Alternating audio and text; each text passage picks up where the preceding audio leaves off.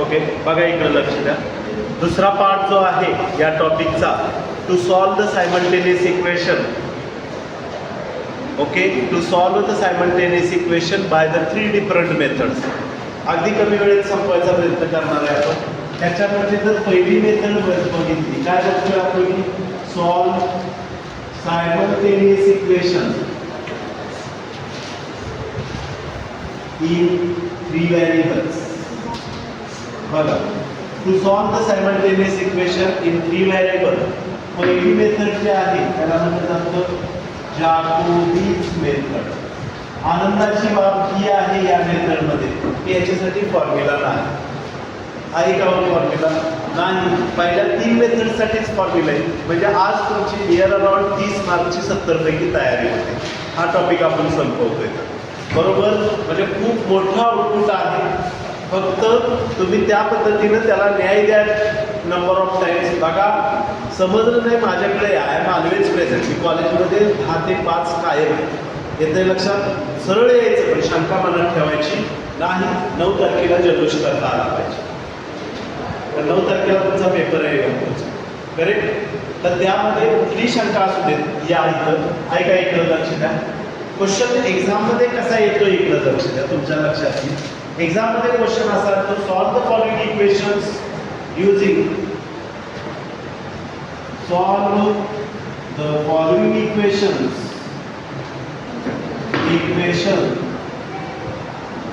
Using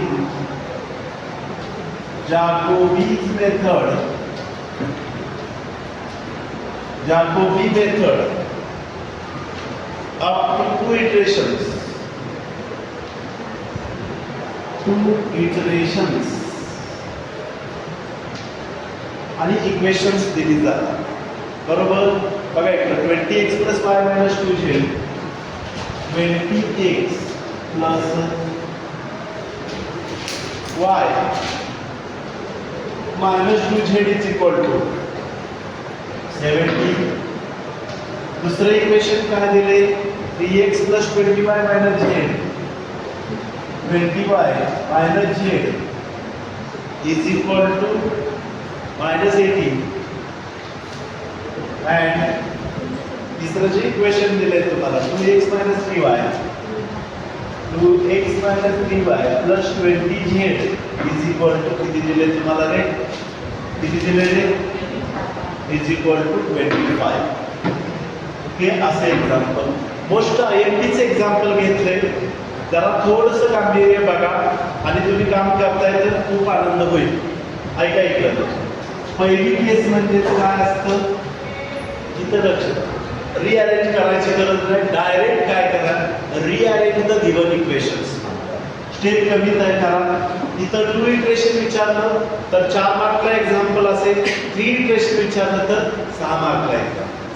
कारण ह्यातलं पण 6 मार्कला Gauss Seidel किंवा जॅकोबीज येण्याची शक्यता आहे. कारण अजून एक 6 मार्कचे 2 प्रश्न असतात अख्ख्या क्वेश्चन बरोबर. इथं लक्ष द्या. रिअरेंजिंग द गिवन इक्वेशन. बघा, रिअरेंज करायचं. पहिलं इक्वेशन एक्सच्या फॉर्ममध्ये लिहायचं. एक्सचा कोइफिशियंट आहे तो 1/2 लिहायचा. लिहिली स्क्वेअर ब्रॅकेट टाका. एक्सचा सहगुणक काय ते 1/20 लिहिलं. हे 17 तसंच म्हणा. हे y तिकडे गेलं की वजा झालं. z तिकडे गेलं की अधिक 2z झालं. हे पहिलं इक्वेशन. कळलं? व्यवस्थित करा बाबा. तिथं पक्षांतर जर व्यवस्थित नाही केलं तर मार्क तिथंच जातं. पुढे चेक करायचं काय. हे टॉपिक सोपा जरी असला तर चुकला की याला माझा गडबडीत 2z मायनसच झालं नाही चालला. शिफ्ट केलं की प्लस. दुसरं इक्वेशन वायच्या फॉर्ममध्ये अरेंज करा. काय ते वायचा कोइफिशियंट 1/20. वायचा सहगुणक जो असेल तो घ्यायला. ब्रॅकेटमध्ये -18 - 3x + z आलं. हे -3z तिकडे गेलं. परत -z तिकडे गेलं की +z. आणि तिसरं इक्वेशन झेडच्या फॉर्ममध्ये लिहा. काय होईल? 1/20 ब्रॅकेटमध्ये 25 - 2x + 3y. हे कळलं काय बाबा? याला जरी तुम्हाला ह्याला काय करता येते इक्वेशन देता आली तरी द्या. याला इक्वेशन नंबर 1 म्हणा, ह्याला इक्वेशन 2 म्हणा, ह्याला इक्वेशन काय म्हणा. एवढं काम केलं तरी एक इक्वेशन दिलेली इक्वेशन लिहायला मार्क नाही. रिअरेंज करा. पहिलं इक्वेशन एक्सच्या फॉर्म मध्ये लिहा, दुसरं वायच्या लिहा, तिसरं झेडच्या. ज्या पुढची मेथड जी आहे गॉस सिडल, त्याला पण ही स्टेप सेम आहे, काय वेगळं. आता डायरेक्ट फर्स्ट इटरेशन काय म्हणायचं, म्हणजे हे सोपं किती आहे बघा. फर्स्ट इटरेशन काय करायचं, put x is equal to x0 is equal to 0, y is equal to y0 is equal to 0 and z is equal to z0 is equal to 0. म्हणजे x च्या जागेवर x0 पुटअप करा आणि हे कशामध्ये put up करायचं रे, इन इक्वेशन काय म्हणा, इन इक्वेशन 1 2 and कळलं का. 1 मध्ये पुटअप केलं तर काय येईल, पहिली इटरेशन आहे म्हणून x1 इज इक्वल टू, म्हणजे x च्या जागेवर 0, y च्या जागेवर 0, z च्या जागेवर 0. 1/20 तसंच 17 वजा 0 अधिक 2 इंटू 0. ऐका किती येईल उत्तर, 17/20 म्हणजे किती येतं, 0.85. करेक्ट. दुसरं बघा, y मध्ये पण लिहा, y1 is equal to 1/20 bracket मध्ये सगळं पुटअप करा, वजा 18 वजा 3 इंटू 0 अधिक 0 बरोबर. ह्याची किती येते किंमत, मायनस 0.9. Correct, minus 0.9. आणि z1 इज इक्वल टू 1/20 सगळीकडे 0, 25 minus 2 into 0 plus 3 into 0 is equal to 1.25. दुसरा एक मार्क, हा एक मार्क. कळलं बघा, इकडं लक्ष द्या.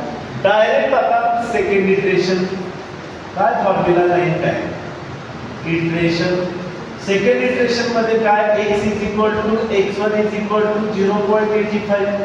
x च्या जागी आता x1 पुटअप करायचा, हा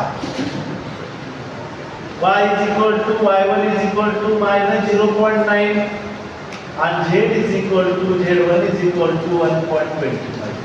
सगळ्याच इक्वेशन मध्ये कळलं का, x च्या जागेवर x1 ची किंमत आहे, y1 ची किंमत आहे, z1 च्या किमतीत पुटअप करायचं. म्हणजे पहिला मला x2 मिळेल, त्याच्यावरच लिहायचं 1/20 ब्रॅकेट मध्ये 17 वजा y ची किंमत किती आहे रे, वजा 0.9 अधिक 2 कंसात z1 ची किंमत 1.25. याची किंमत काय तरी मिळेल, y2 ची किंमत 1/20 ब्रॅकेट मध्ये वजा 18 वजा 3 कंसात 0.85 प्लस z म्हणजे 1.25. याची ती किंमत मिळेल. आणि z2 is equal to 1/20 into 25 minus 2 into 0.85 plus 3 into minus 0.9 is equal to दोघांच्या पण किमती. काय केलं इकडं लक्षात, x1 y1 z1. फक्त इथं किंमत x च्या जागेवर 0.85 टाकलं की दुसरी इक्वेशन तयार झाली. इतका सोपा, जाकोबियन मेथड सगळ्यात सोपी असते. सगळ्यांच्या व्हॅल्यू तुम्हाला मिळाल्या. पहिल्याची व्हॅल्यू किती मिळाली तुम्हाला, 1.02 मिळाली. याची किती मिळाली, 1.02. ह्याची किती मिळाली रे, मायनस 0.965. आणि याची व्हॅल्यू किती मिळाली, 1.03. झालं का.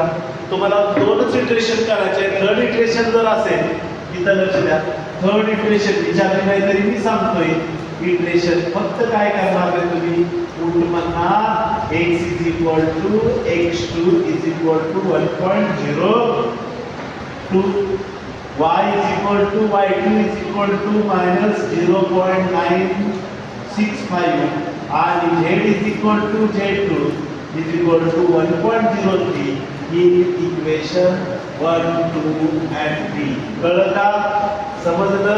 या फक्त व्हॅल्यू पुटअप करा, थर्ड इटरेशन मिळेल. जॅकोबियन मेथड कळली. सगळ्यात महत्त्वाचं काम काय तर दिलेली इक्वेशन रिअरेंज करून लिहिणं महत्त्वाचं. हे चुकतं, हे चुकलं की पुढे चेक करायचा विषयच येत नाही ना, बरोबर. हे व्यवस्थित लिहा. झेड पहिले इक्वेशन एक्सच्या फॉर्म मध्ये लिहायचं तर एक्सचा कोइफिशियंट 1/, द्या आणि हे टर्म तिकडे गेलं की मायनस होतात, प्लस असेल तर प्लस होईल, मायनस असेल तर प्लस होईल, विरुद्ध होईल. बरोबर पक्षांतर करा, बरोबर लिहा, 0 0 टाका. पहिली इक्वेशन x1 y1 z1 म्हणा, दुसरी इक्वेशन काही क्रिटिकल करत बसू नका. अशा पद्धतीने काय जॅकोबी मेथड डबल एक्झाम्पल घेणार नाही. शेवटी आन्सर लिहायला विसरू नका. आफ्टर परफॉर्मिंग 3 इटरेशन, बरोबर ना, बरोबर रूट म्हणू नका. इथं solution of the given equation x y z त्याला बॉक्स करा व्यवस्थित. इथं लक्ष द्या. म्हणजे इथं काय करणार, आन्सर जे आहे आफ्टर परफॉर्मिंग 2 इटरेशन इथं 2 केले, पण तिसरी कशी करायची सांगितली. After performing 2 iteration we get मला direct x is equal to y is equal to आणि z is equal to. x is equal to काय मिळालं 0.1.02 minus 0.965 आणि 1.03. त्याला बॉक्स करा, हे मार्क्स मिळतील. कळलं. या पद्धतीनं काय करा, तुमचा अटेम्प्शन करा. गॉस सिडल मेथड मात्र अवघड आहे. याच्यावर 6 मार्कला जर आली तर तुमचा बोर्ड काढेल. ओके, जरा थोडीशी अवघड आहे गॉस सिडल मेथड. ऐका इकडे लक्ष.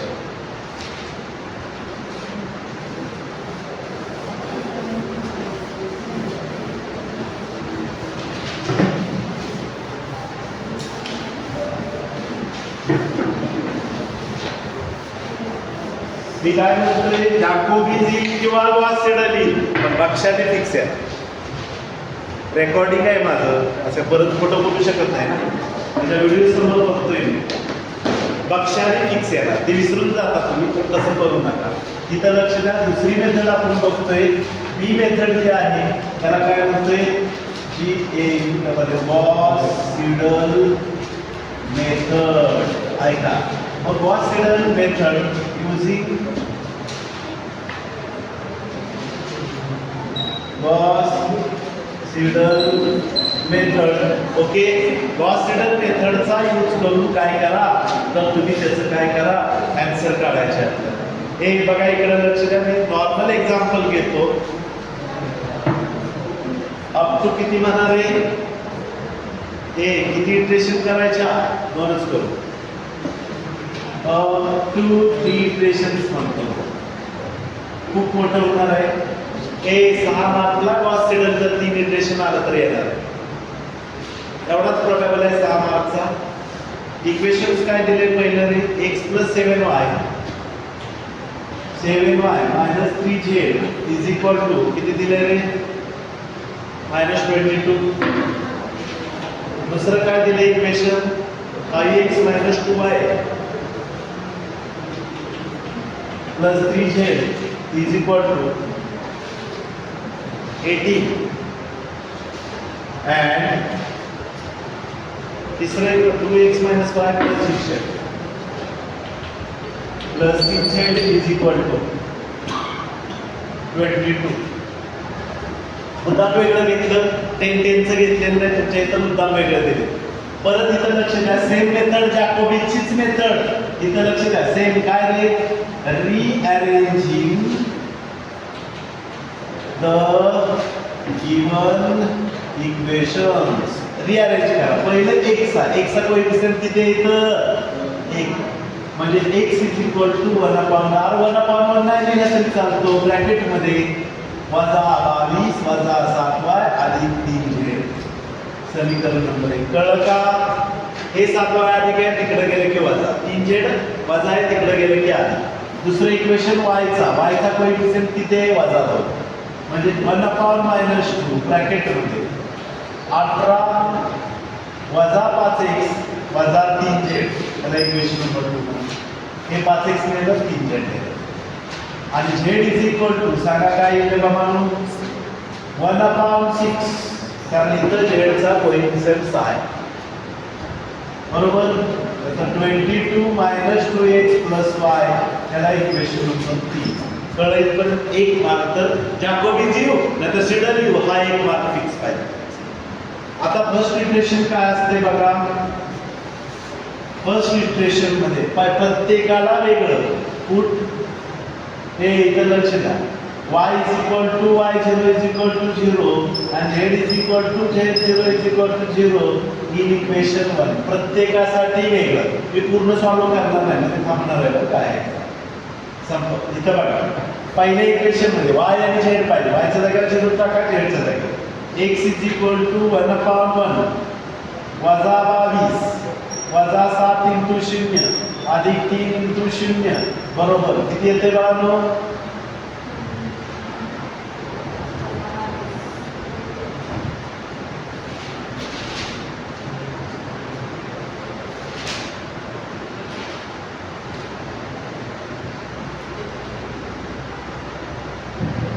गणित चेंज झालंय कारण गणित लिहिताना बरोबर केलं त्याची नोट इथं 5x आहे गणितात, ते लिहिताना x असेल, उत्तरात परत x आहे. तर चला इथं बघा, चला पटापट सांगा इथं काय आहे त्याचं.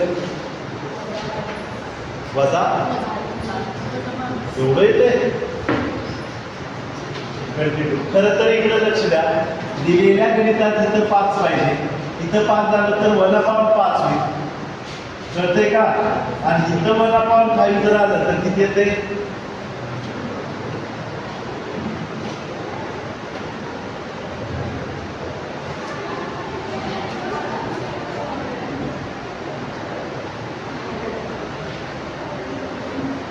आता हे सर्व उत्तर 1, प्रश्न 3, सोल्युशन 4. कुठंच आहे कसं काय इथं लक्ष सांगा काय हरकत याचं सांगा. 44 कसं येईल? हां 4.4 जे काही ते लिहूया आपण, नको गडबड करायला. चलो x1 झालं, y1 काय येईल बाळांनो? 1/-2 नाही इथं पुटअप करायला लागेल. पुट इथं लक्ष द्या, x मिळालाय का तुम्हाला? x is equal to x1 is equal to -4.4 आणि y is equal to y माहितीच नाही तुम्हाला. y पाहिजे का? नकोच आहे मला, zच पाहिजे, y नको पाहिजे. z is equal to z0 is equal to 0 कारण माहित नाही आहे बरोबर. इन इक्वेशन 2 समीकरण 2 मध्ये पुटअप करा. केलं तर काय येईल? y1 is equal to 1/-2 bracket मध्ये 18 वजा 5 कंसात वजा 4.4 वजा 3 कंसात 0 काय येते सांगा? जे येईल ते लिहा, कधी चुकलं म्हणायला नको.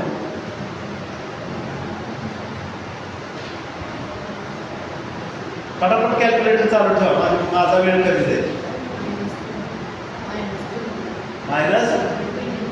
-20 काय इथे लिहूया.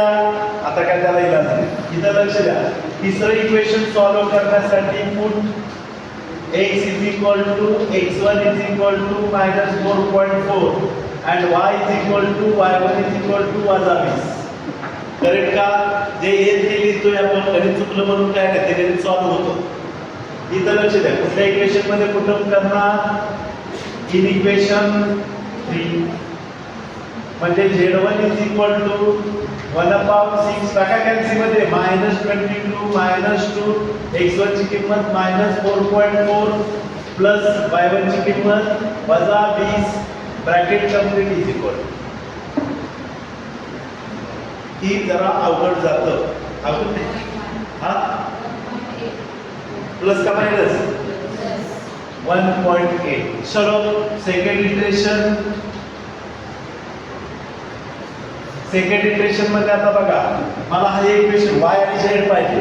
y is equal to y1 is equal to -20 आणि z is equal to z1 is equal to 1.8 in equation 1. परत लगेच तसंच मिळलंय ते वरच्या इक्वेशन मध्ये पुटअप करा. म्हणजे x2 is equal to 1/5 bracket मध्ये -22 वजा 7 y1 ची किंमत किती? -20 अधिक 3 z ची किंमत 1.8 ब्रॅकेट कंप्लीट इज इक्वल. किती आले?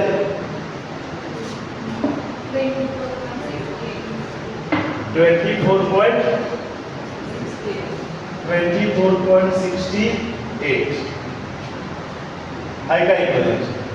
परत जर बघितलं तर इथं काय करणार, रूट परत इथं मला दुसरं इथं x is equal to x2 is equal to 24.68 and z is equal to z1 is equal to 1.8. नवीन वेळ आहे तेवढं घ्या.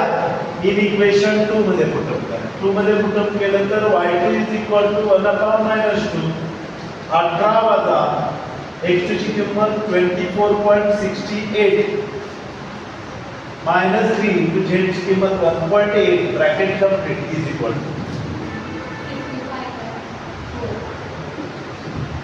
55.4.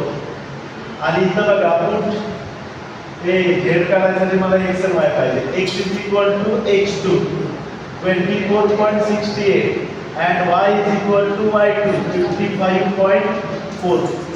in equation 3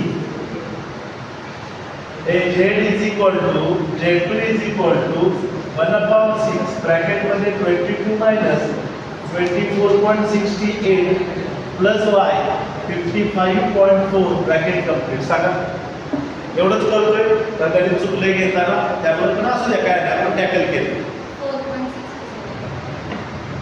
4.67. ऐका इकडे लक्ष द्या. आन्सर डायरेक्ट लिहा. आफ्टर परफॉर्मिंग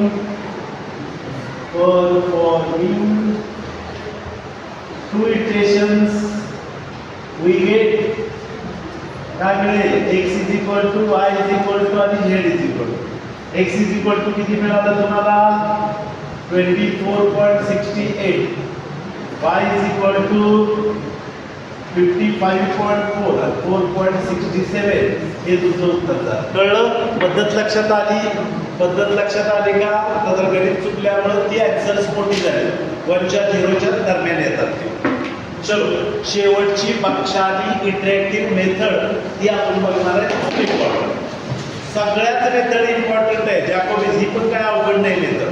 व्यवस्थित काम करा म्हणजे समजून जाईल. वेळ राहिला 12 पेक्षा तर लगेच मी आता काय करतो हे जेव्हा एक उदाहरण शेवटी घेतो पक्षाने संपवतो.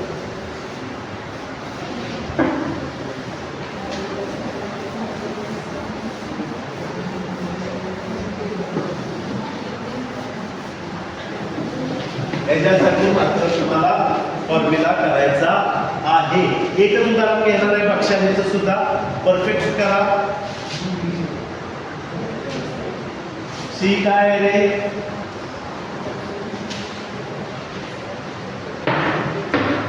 बक्षाली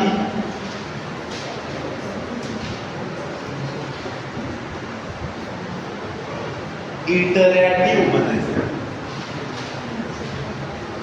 मेथड. ऐका खूप इम्पॉर्टंट, व्हेरी इम्पॉर्टंट. ह्याच्याकडे दुर्लक्ष करू नका. फॉर्म्युला जर बघितला तर ह्याच्यासाठी फॉर्म्युला फिक्स आहे. फॉर्म्युला काय आहे तर फिक्स आहे. काय फॉर्म्युला आहे रे, P इज इक्वल टू काय म्हणायचं त्याला, P इज इक्वल टू म्हणजे जी व्हॅल्यू मिळणार आहे तुमची P is equal to B upon 2a. बघा इकडं B अपॉन 2a. एवढं B अपॉन 2a लक्षात आलं की काय विषय नाही. मायनस स्क्वेअर ब्रॅकेट मध्ये B अपॉन 2a चा स्क्वेअर तेच लक्षात ठेवायचे, काय वेगळं नाही. ओके, परत 2 into bracket a plus b upon 2s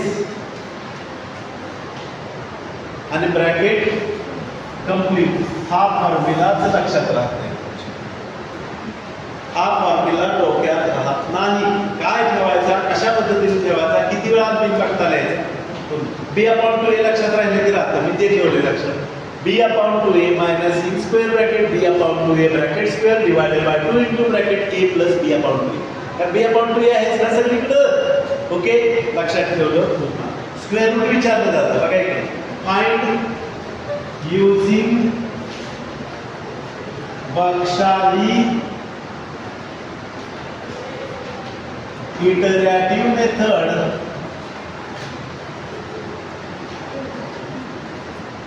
find square root of 41 असं म्हणतात. इथं स्क्वेअर रूट विचारलं, कळते का? स्क्वेअर रूट ऑफ 41 असं विचारलं. इथं स्टेप्स वाईज सुद्धा तुम्ही सोडवू शकता. स्टेप 1 काय असते, स्टेप 1 माझ्याकडे फॉर्म्युला आहे, त्यातल्या किमती पाहिजेत मला. पहिली जी स्टेप आहे त्याच्यामध्ये काय करताय तुम्ही, here Q is equal to, Q तुम्हाला माहित पाहिजे, क्यू म्हणजेच काय 41, ज्याचं बी तुम्हाला काय करायचंय स्क्वेअर रूट फाइंड आउट करायचे, तो म्हणजे क्यू. सेकंड इटरेशन म्हणजेच काय रे, let nearest square root. Second step काय आहे बघा, लेट नियरेस्ट स्क्वेअर रूट. काय आहे बघा, नियरेस्ट स्क्वेअर रूटला तुम्ही काय म्हणता, ए म्हणता, कॅपिटल ए, म्हणजे त्यातला ए मिळाला. म्हणजे माझ्याकडे 41 आहे, 1 चा वर्ग 1, 2 चा 4, 3 चा 9, 4 चा 16, 5 चा 25, 6 चा 36 आणि 7 चा 49. म्हणजे हे 41 जे आहे ते 36 आणि 49 च्या मध्ये जवळ कोण आहे रे, 36 च्या जवळ आहे. त्यामुळे नियरेस्ट स्क्वेअर रूट जे असतं ते 6 घ्यायचं, 36 चं स्क्वेअर, 36 घ्यायचं नाही, 36 चं वर्गमूळ घ्यायचं. 1 मार्क. नियरेस्ट स्क्वेअर रूट तुम्ही परफेक्ट काढताय. स्टेप नंबर 3 काय, बी ची व्हॅल्यू काढतोय. स्टेप 3 मध्ये बघा, to find the value of B, पण बी चा परत फॉर्म्युला आहे तुमच्याकडं क्यू मायनस ए स्क्वेअर. काय तर Q minus A square. Q ची व्हॅल्यू किती आहे 41, मायनस ए चा स्क्वेअर म्हणजे 6 चा वर्ग, ठीक आहे ए, आणि हा Q, Q minus A square is equal to 41 minus 36, किती येईल रे 5. आलं का सगळ्याला.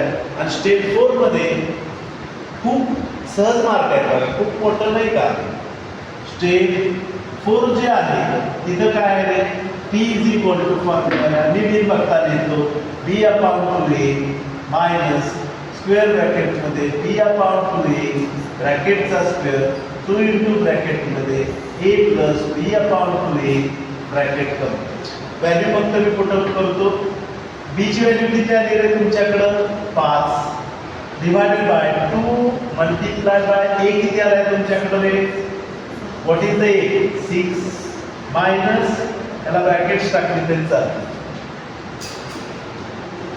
स्क्वेअर ब्रॅकेटमध्ये 5 अपॉन 2 इंटू 6 ब्रॅकेटचा स्क्वेअर डिवायडेड बाय 2 इंटू ब्रॅकेटमध्ये 6 plus 5 upon 2 into 6 bracket complete bracket. ह्याच्यापेक्षा एक सोपी स्टेप लिहा आणि नंतर कॅल्क्युलेशन करा. काय करा बघा, इथं चुकायचे विषयच येत नाही तुमचा. इथं लक्ष द्या, बी अपॉन टू ए ची व्हॅल्यू फक्त किती येते बघा, 5 डिवायडेड बाय ब्रॅकेट टाका 2 इंटू 5 डिवायडेड बाय 12 करा की. हा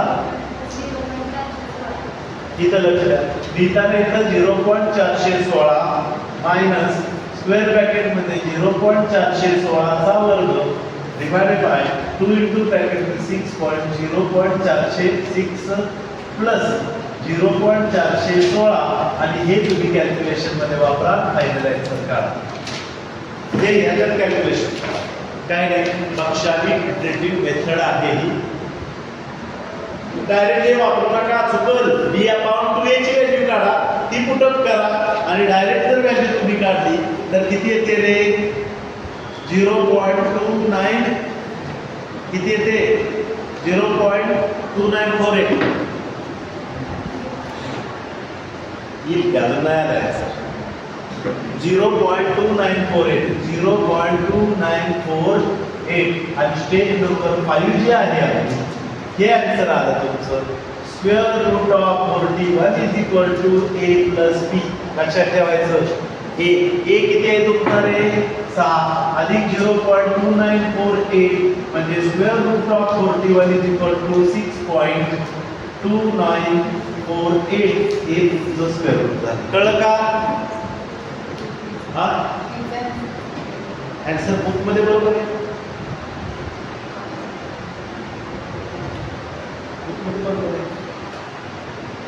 उपमधलं लिहिले आहे असं 0.294 बरोबर. बघा कन्फर्म करा, मी तर माझ्याकडे वेळ नाही तेवढा कॅल्क्युलेशन करत बसायला. हे करा, ऐका इकडे लक्ष द्या. तुम्हाला फॉर्म्युला क्यू कुणाला म्हणायचं, ए म्हणजे नियरेस्ट रूट असतं. हा फॉर्म्युला रिसाइड झाला 4. समजलं, लक्षात आलं. पाहिजे तुम्हाला गॉस सिडल मेथड? नको ना? सोडवू शकता? गॉस सिडल मेथड सोडवू शकता का? नाही जमत. गॉस सिडल मेथड सोडवता येते का? येते ना? मग इथं तुमचा टॉपिक अगदी वेळेत संपलाय. आपला टॉपिक अगदी म्हणजे अगदी खूप वेळेत काय झालेलं आहे टॉपिक इथं पूर्णपणे संपलाय. त्याच्यामध्ये जर बघितलं तर राहू द्या, बाकी बुकमध्ये तुम्ही एक्झाम्पल्स करा, काय विषय येणार नाही. ओके, वेळेत